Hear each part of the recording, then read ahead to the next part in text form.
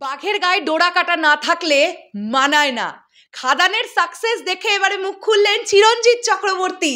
বন্ধুরা, দারুণ একটা ভিডিও আমাদের চোখের সামনে এসেছে দেব এন্টারটেনমেন্ট ভেঞ্চার্সের তরফ থেকে। এখন ডেফিনেটলি এই ভিডিওটা রিয়াকশন করতে হবে ভাই, নাহলে আমার মাথাটা খারাপ হয়ে যাবে। খাদানের সাকসেস নিয়ে কি বললেন চিরঞ্জিত চক্রবর্তী, চলো একদম দেরি না করে আমরা তোমাদের সঙ্গে ভিডিওটা দেখি।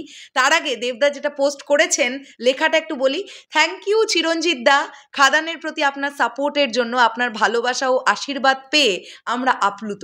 এখানে দেখতে পাচ্ছি চিরঞ্জিত বাবু, তার পাশে দাঁড়িয়ে আছেন দেবদা, অন্য পাশে দাঁড়িয়ে আছেন ডিরেক্টর সুজিত ঋণ দত্ত।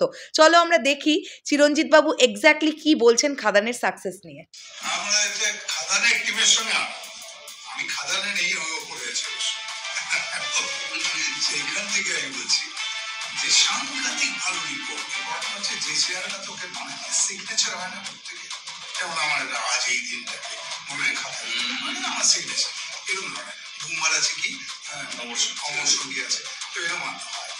ওর একটা সিগনেচার দরকার। এখন সেই সিগনেচারটা বা পাইনি, সিগনেচার বলতে পাগলু আই লাভ এটা ওই বারবার আমি বলেছি লাভ পাগলু, লাভ পাগলু, পাগলু হচ্ছে তোর জায়গাটা, ওইটাই দিয়েছে লোকে, ওটাই ছেলে ওকে ওইভাবে দেখে। মানে আগে গায়ে ডোরা না থাকলে বানায় না, ডোরা যদি পড়ে গিয়ে সেই জায়গায় কপিরাইট নিয়ে তো দিদি সেই ডোরাটা নিয়ে কাজ খাদার আরো অনেক কিছু হবে, পাহাড় হবে। এবার আই ওয়ান্ট দ্যাট।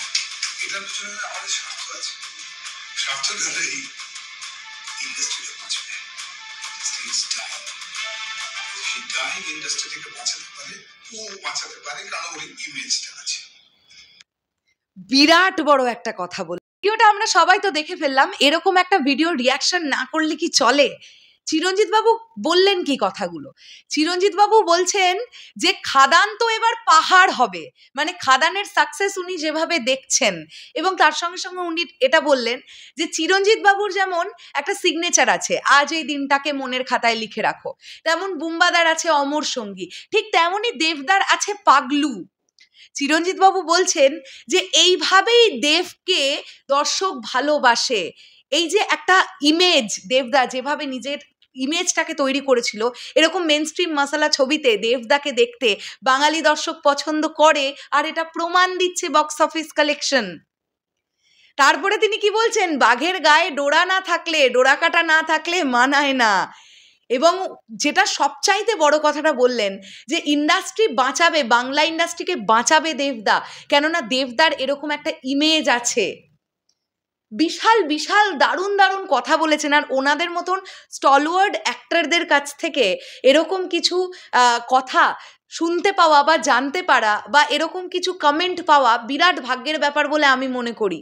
একটা সময় বুম্বাদা, চিরঞ্জিত বাবু একসঙ্গে দাপিয়ে কাঁপিয়ে বেরিয়েছেন টলিউড ইন্ডাস্ট্রি।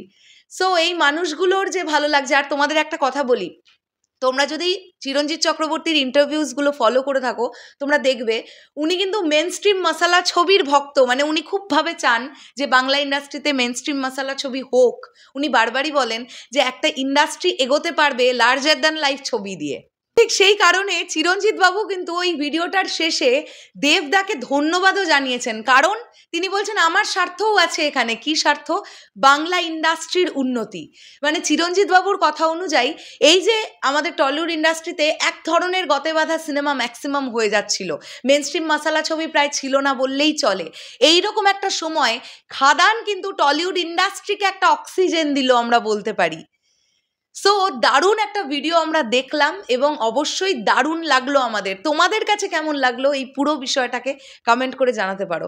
দেখা হচ্ছে আবার খুব শীঘ্রই নতুন কোনো ভিডিও নিয়ে। তাহলে এখনের জন্যে টাটা।